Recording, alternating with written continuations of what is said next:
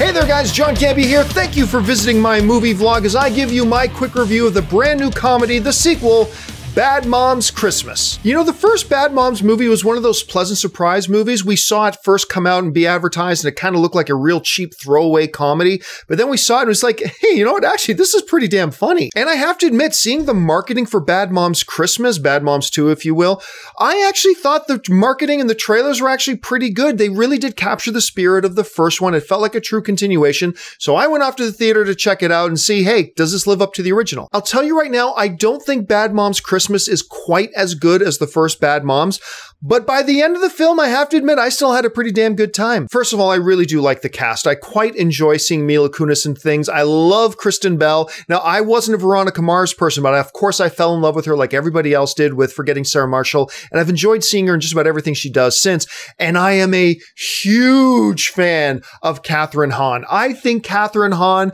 is the most tragically underrated female comedic performer in the business today. I, for the life of me, don't know why Kathryn Hahn isn't a household name. It doesn't matter what she pops in, whether it's a great comedy on the big screen like Step Brothers, whether it's in one of my favorite sitcoms of all time, Parks and Rec, she just always brings it and delivers, and her approach to Bad Moms Christmas is no different. She really brings it. Now this time, not only do we have the bad moms, but they kind of address other issues of motherhood with an older generation of moms with our bad moms. Mothers, of course, being played by Susan Sarandon, Christine Baranski, and Cheryl Hines. And you know what? At first, when all three of these mothers show up, I thought, okay, well, these are all clearly caricatures of types of characters, and each one represents a type, and they're all pretty much one-dimensional and all that kind of stuff. And I thought that they would be a put-off for the movie. But however, as the movie progressed, and you start to delve into the issues that each one of our main characters, of course, Mila Kunis, Kathryn Hahn, and Kristen Bell has. See, they each have a very unique relationship with unique sets of problems with each of their mothers.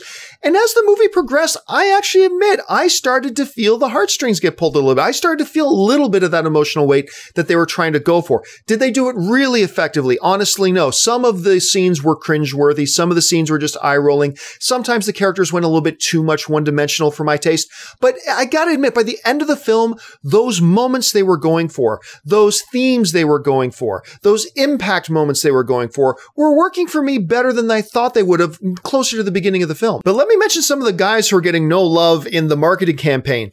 Peter Gallagher, who of course plays Mila Kunis's father in the film. He's not in a whole ton of the movie, but when he is, I just smiled. He made me smile so much when he's on the screen. Jay Hernandez plays Mila Kunis's love interest in the film. He was mostly a straight man for the movie, but he played it so well that a lot of the jokes that were at his character's expense worked as well as they worked because of the way Jay Hernandez played the straight man role. I thought he did a really good job. But the highlight for me of the movie, with big surprises, was Justin Hartley. Of course, Green Arrow from Smallville, and Jay Hernandez played Diablo as well, by the way, in Suicide Squad. But when you're talking about Justin Hartley, he reminds me a lot of Tiffany Haddish from Girls Trip. You know, Tiffany Haddish was the standout performance for me because just how fearless she was on screen. She was willing to do anything to get a laugh from the audience.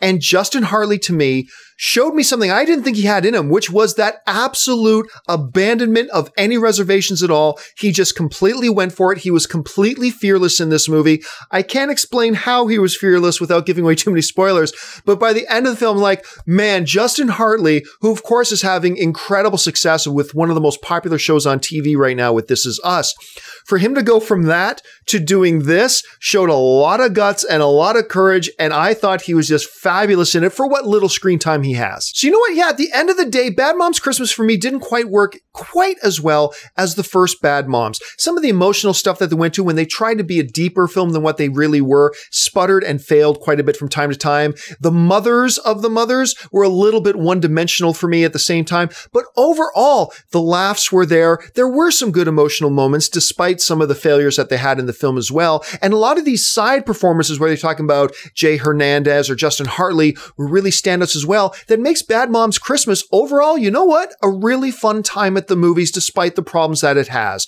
I enjoy it. I'm going to recommend that you guys guys run out and check it out when you have a chance.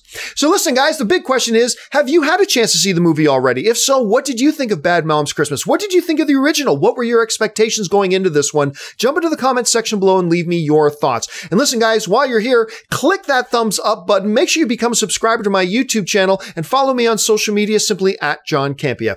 That'll do it for me for now, guys. Thanks so much for joining me. And until the next video, bye-bye.